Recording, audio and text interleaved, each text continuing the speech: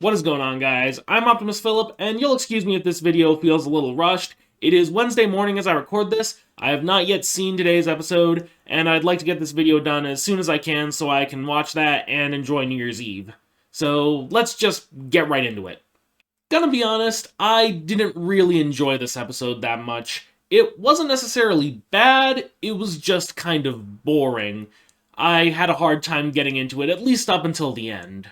First of all, they cut the Hydra. They cut yet another monster out of the show. Like, there's a reference to the Hydra. At one point in the flashbacks, Luke grabs a box of cereal, and the cereal has a Hydra mascot, and it's called Monster Donuts. But that's all you get. We don't actually see a Hydra or any fight with one. Like, you do eventually plan to have monsters in your Sea of Monsters show, right? They keep doing this, and every single time, it just makes the show feel cheap. Now, this episode at least makes up for it to some extent with the finale, which we'll get to, but again, it's just really, really annoying that they keep doing this. And while the wardrobe does fall a bit short of what's described in the book, like her jacket doesn't have spikes on it and she's not wearing any band buttons, she's still got a leather jacket, piercings, and some jewelry on, and I think that's more than enough. I mean, I've been into punk music for almost a decade now, and this is the best fit I have, so I don't really see any reason to complain. The British accent I'm pretty much indifferent on. I don't think it really adds or takes away anything. My main issue is that she looks way too old here. In the book, Thalia was 12 at this point. I've heard that they've aged her up to 15 for the show, but even then, she looks way too old. Like, this is a 20-year-old actress, and they've made no effort to de-age her, and it's a little distracting. Then again, they did try to de-age Luke, and that ended up being pretty distracting, so I don't know if it would have actually made a difference. Like, Luke in this episode has this goofy fringe over his eyes and this beanie on his head, and they're trying to pass him off as younger with that. It is so stupid. It reminds me of when they put Tobin Bell in that backwards baseball cap for, Saw 3D? And it did not work at all. It was just so stupid, and it's stupid here. Thankfully, they did get a younger actress to play Annabeth in these scenes, and that worked out really well. Apparently, this is Leia Jeffries' little cousin, and you definitely see the resemblance, and she is absolutely adorable. I think she is the best part of these flashback scenes. I guess if you can look past the weird costume choices, the flashbacks themselves are pretty alright. They're kind of mashing together a bunch of ideas from the book. Like, Luke and Thalia get chased into a hideout by a bunch of Cyclopes, and Grover finds them, and it's kind of mashing together a bunch of things that were originally separate in the book. But for the most part, it all comes together alright. I did find it a little weird how resentful Thalia seems of Zeus. I don't remember that being a thing in the books. I'd have to double check to be sure. But as I recall, Thalia didn't hate Zeus that much. I mean, if anything, Zeus is the reason she met Luke and Annabeth to begin with, so I don't know why she would resent him so much as to refuse to go to camp. The part that I found really weird was how they ultimately handled the Cyclops encounter. In the book, Luke, Thalia, and Grover were all captured by the Cyclops, and Annabeth had to rescue them on her own. Here, it's almost the exact opposite.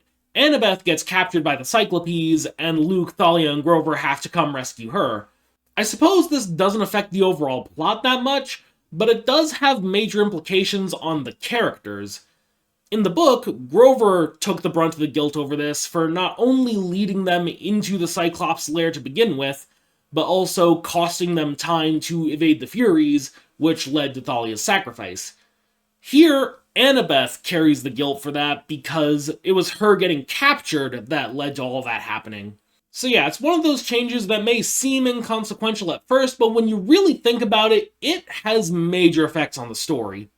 Going back to the present day, there is one scene that I want to talk about because it kind of validates a point that I made in my last video. There's a scene in this episode where Percy and Clarisse are talking, and Clarisse tells Percy the prophecy that the Oracle gave her, which kind of proves my point from last week about how they did not need to rehash the Oracle scene from last season just to reveal the prophecy. because they just have Clarisse reveal the prophecy again here, so I don't know what the point of that was. On a more positive note, this episode is when I really started to come around on this portrayal of Tyson. For those who haven't read the book, Tyson in the book was a very obvious stand-in for an intellectually disabled kid, and while the book is an overall very positive portrayal, it does lean heavily into stereotypes and somewhat infantilizing ideas. For a while, I was worried that the show might overcorrect from that and just abandon the representation altogether. I even had that on the bingo card. And for the first couple episodes, I was still a little unsure of what they were going for. But I've been noticing a lot of little things over time that I think are starting to come together.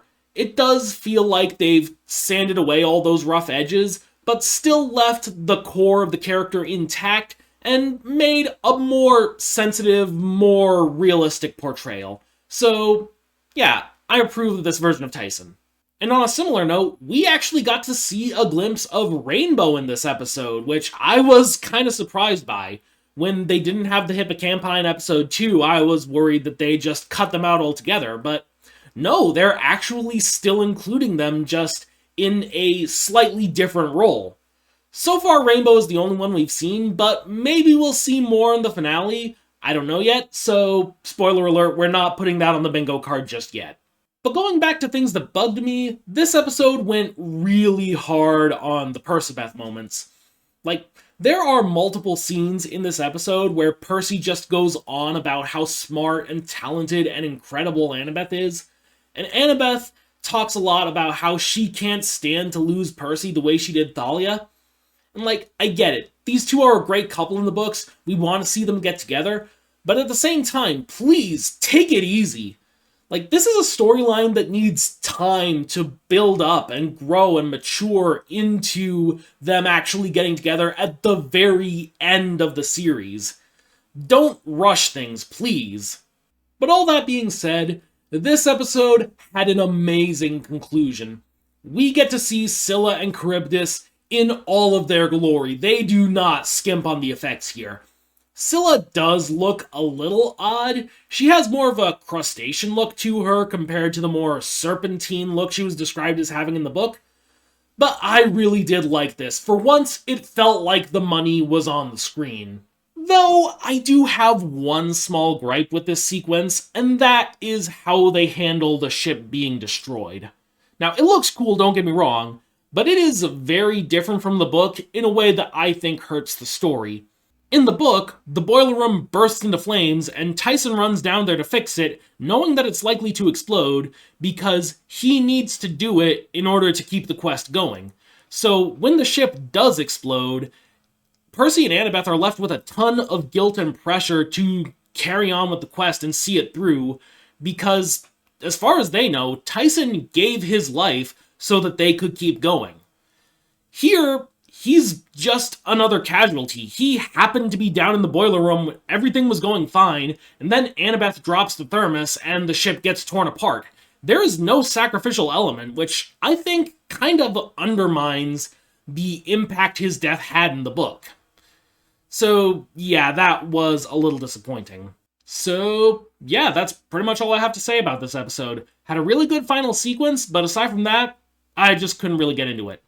Now let's take a quick look at the bingo card, see if there's anything we can mark off this week, and I'm afraid the answer is no. We did not get a Halcyon Green appearance, which is a little unfortunate. I think that would have been cool to see, but I get why they wouldn't. And we also got to see Rainbow, but again, there's still room for more hippocampi to appear.